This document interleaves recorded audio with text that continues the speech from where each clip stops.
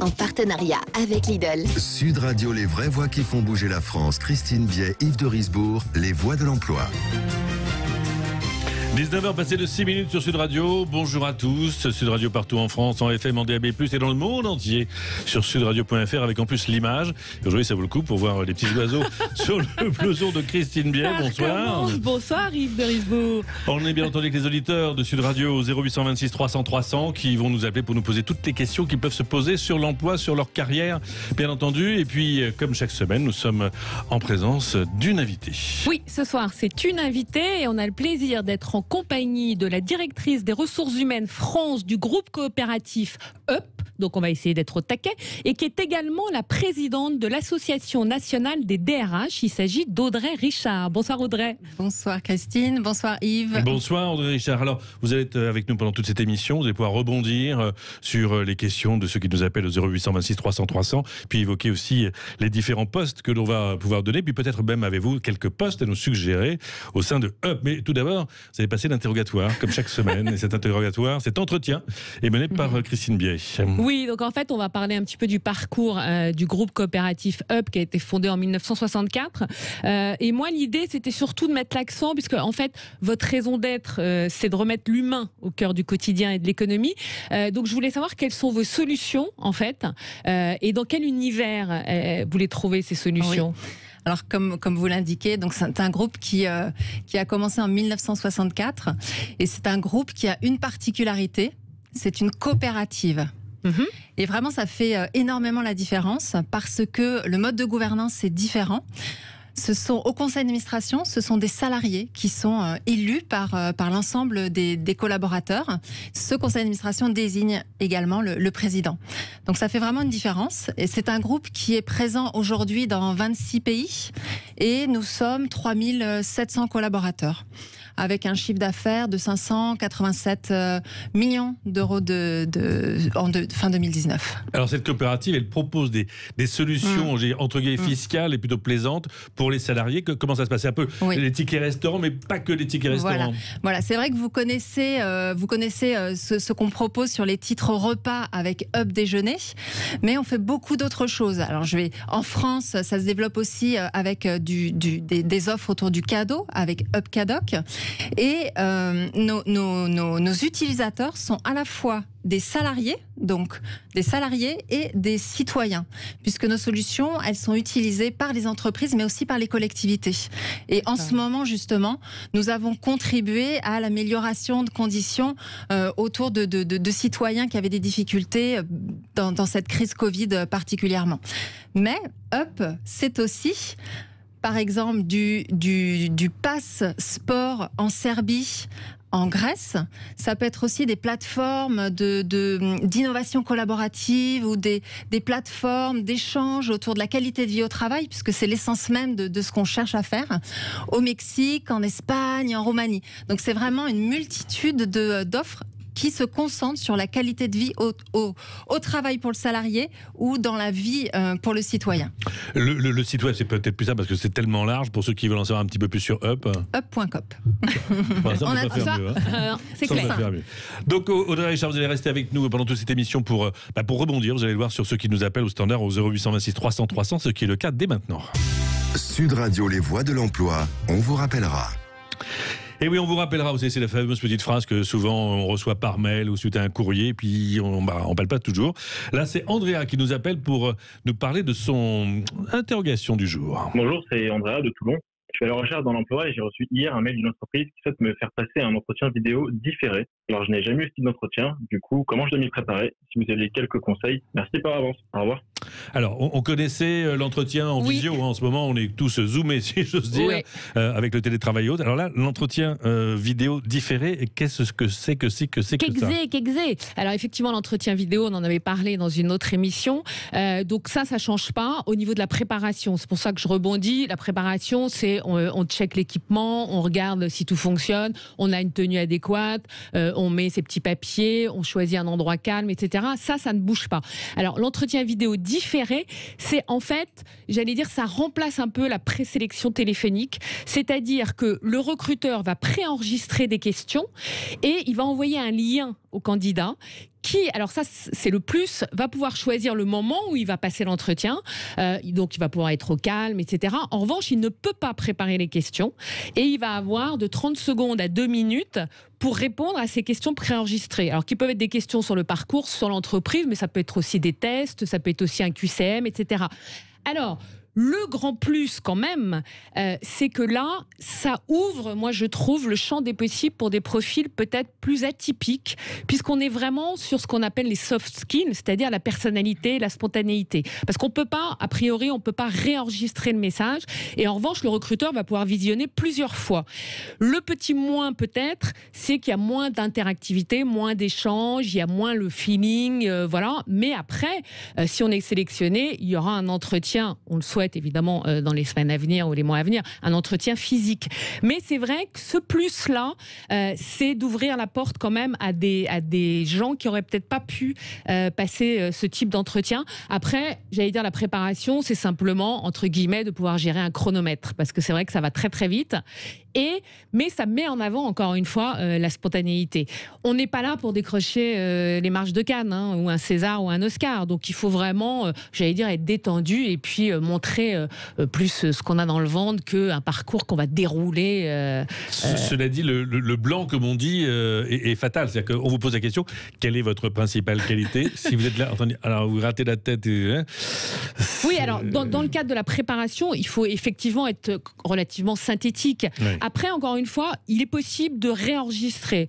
Mais c'est dommage parce que ça perd un peu... Et puis en plus, on le sait que vous avez enregistré, donc on sait que vous n'avez pas été bon. Oui, voilà. Mais l'avantage, c'est que le recruteur peut revisionner quand même plusieurs fois. Audrey Richard, vous êtes, je rappelle, aussi présidente de l'association des DRH de France.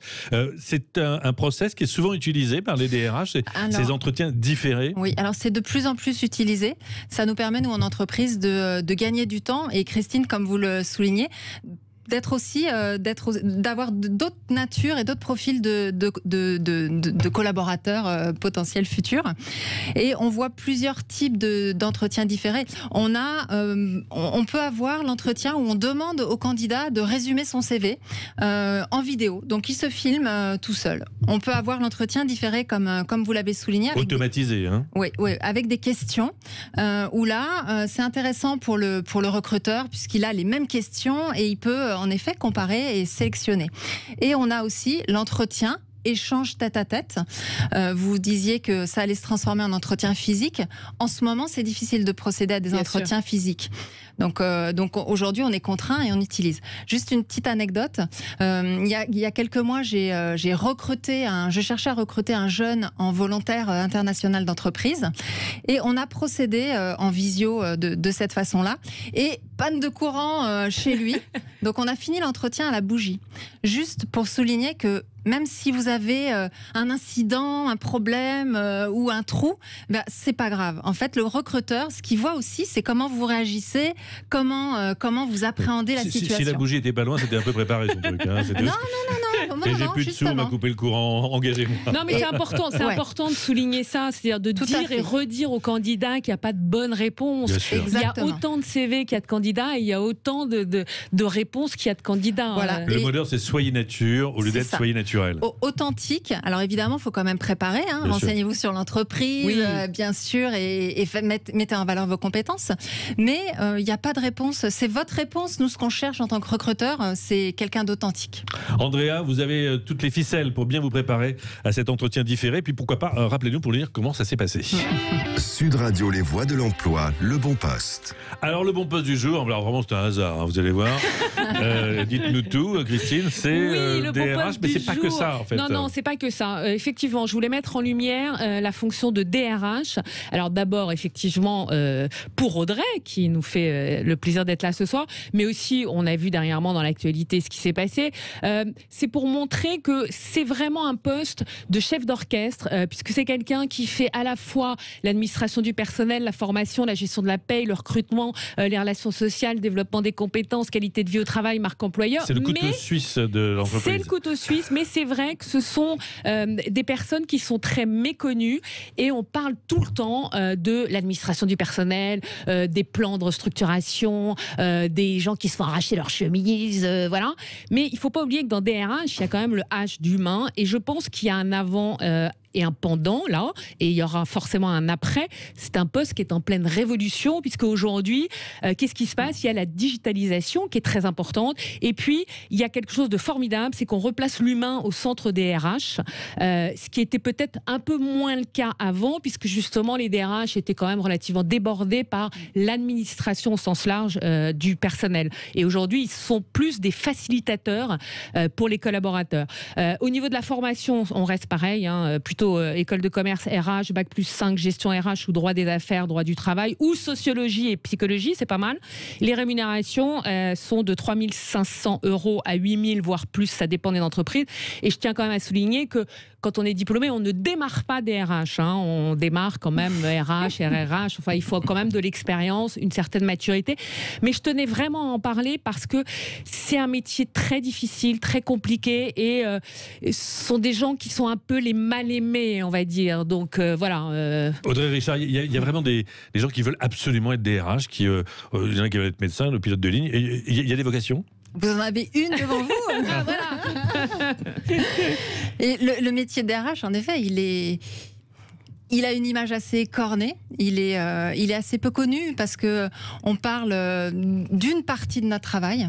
Nous, notre mission, c'est de gérer le collectif au sein d'une entreprise pour accompagner une direction dans la vie de son business et de son activité. Donc ça, c'est tout un champ. Et à côté de ce champ autour du collectif, on gère des situations individuelles. Et ces situations individuelles, en fait, on en parle assez peu, parce que souvent ça se fait dans un bureau, en tête-à-tête, peut-être avec les partenaires sociaux qui sont un interlocuteur très important du DRH, pour solutionner, trouver des solutions, trouver des problèmes. Donc ça, c'est une façon de voir la fonction de DRH. Une autre façon, ça pourrait être de dire, le DRH, c'est celui qui gère toute la vie du collaborateur.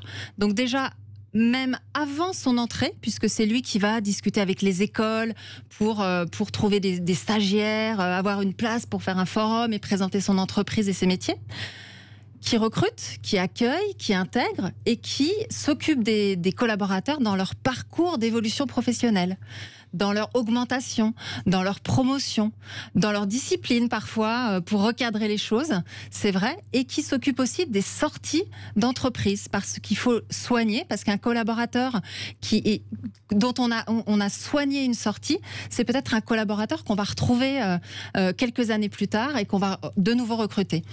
Et juste pour finir, c'est une fonction avec une multitude d'interlocuteurs. Nous, on travaille pour nos salariés, nos managers, on travaille avec les partenaires sociaux. On est en même temps au cœur d'acteurs externes à l'entreprise, des collectivités territoriales, Pôle emploi, la presse et des pairs pour échanger nos bonnes pratiques. Donc c'est un métier extrêmement riche et plaisant. Je crois que vous avez donné envie. Oui. Et d'ailleurs, on va carrément. retrouver maintenant au 0826 300 300, eh bien Nathalie qui elle justement va bientôt voir son DRH. Sud Radio, les voix de l'emploi, la bonne voix.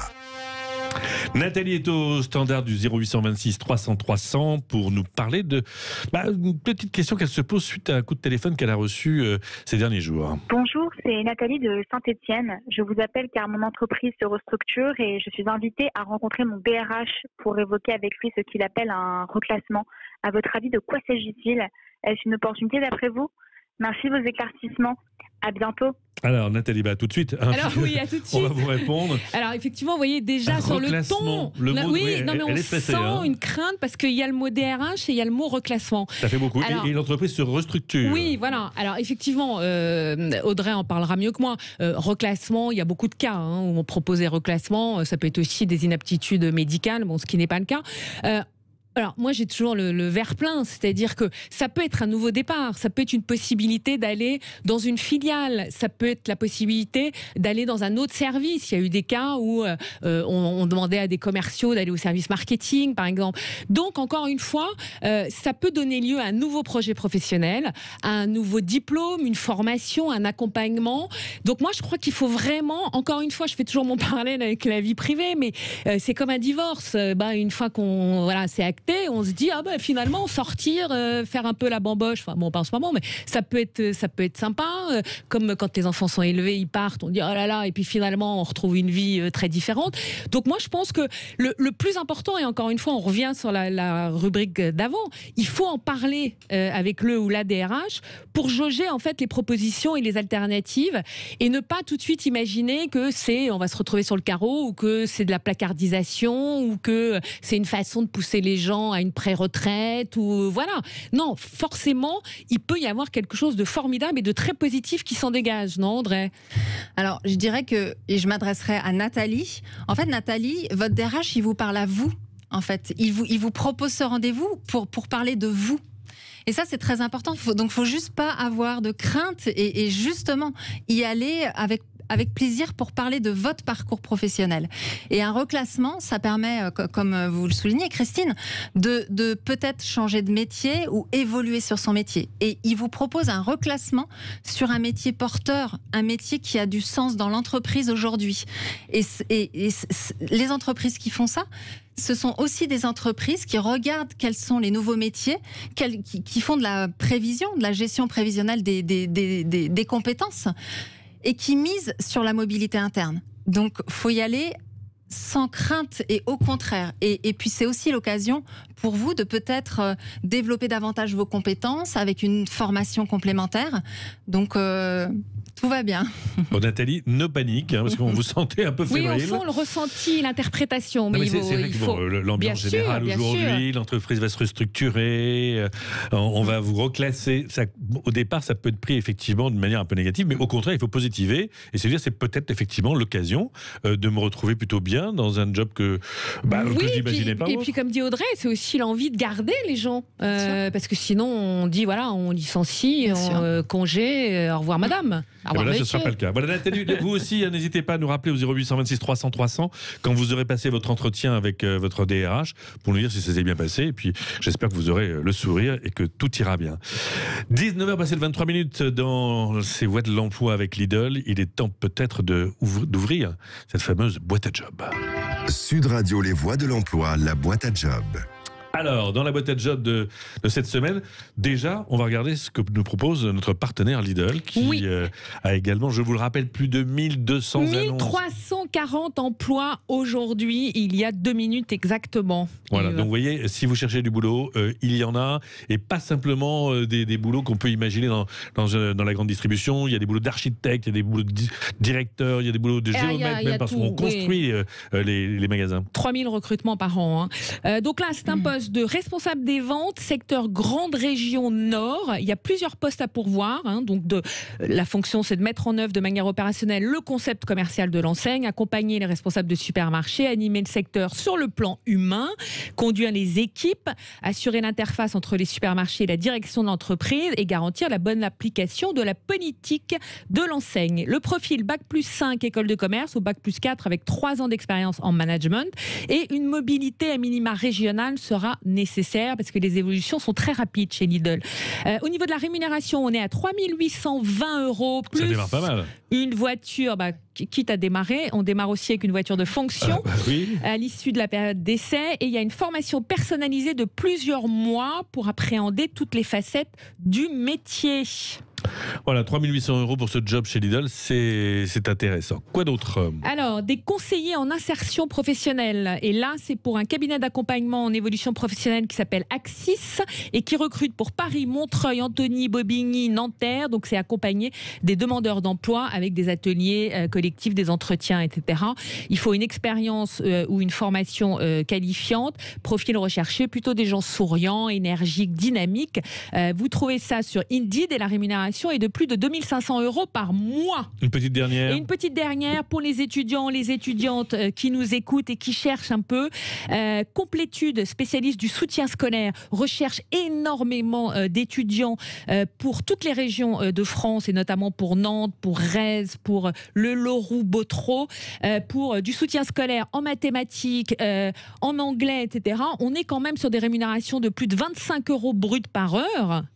Donc moi je dis il faut quand même y aller. Oui. Et vous avez la même chose sur Qui nous garde, tout ce qui est babysitting et job étudiant. Vous trouvez tout ça sur Gaz d'Or. Audrey Richard, du côté de chez Up, vous recherchez du monde? Oui, à plusieurs endroits. Donc déjà chez Up, on a une trentaine d'offres d'emploi sur le site up.coop, vous avez tout. C'est up.coop, hein, c'est pas .com. Hein. Up.coop comme coopérative. Voilà, non, mais je le dis parce que ça peut effectivement ne pas venir tout à fait. comme ça à l'esprit. Donc plutôt des conseillers clientèle, soit sédentaires, soit sur le terrain pour ceux qui n'aiment pas rester dans les bureaux. Donc on en a donc une trentaine au global et un focus sur une dizaine qui sont soit sur l'Île-de-France, soit à Épernay, où on en a aussi à Bron. Ensuite, pour la NDRH, j'en profite aussi, on est en train de chercher une assistante un peu hybride pour faire un petit peu également de commercial. Et enfin, très important, je le souligne, on a un plan de recrutement en France autour du grand âge de 60 000 emplois. Sur up.coop, c'est la montre. 19h27, passé de 15 secondes, il est déjà l'heure de rendre l'antenne. On se dit à mardi prochain. Merci Christine Biet, merci à vous Audrey Richard. Merci et on se dit donc à mardi prochain. Sud Radio, les vraies voix qui font bouger la France. Christine Biet, Yves de Risbourg, les voix de l'emploi. Avec la participation de Lidl. Et à mardi, effectivement, avec Christine Biet, Yves de Risbourg, toutes les voies de l'emploi, justement, toutes vos questions sur votre carrière, comment la faire progresser, 0826 300 300. Vous nous laissez vos messages. Christine Biet, Yves de Risbourg y répondent. La suite des vraies voix qui font bouger la France. Parlons vrai avec les entrepreneurs. C'est avec Stéphane Soumier sur Sud Radio et sur Bismart en compagnie de ses invités, à commencer par Serge Kimbel, le PDG de WeCycling. À tout de suite sur Sud Radio.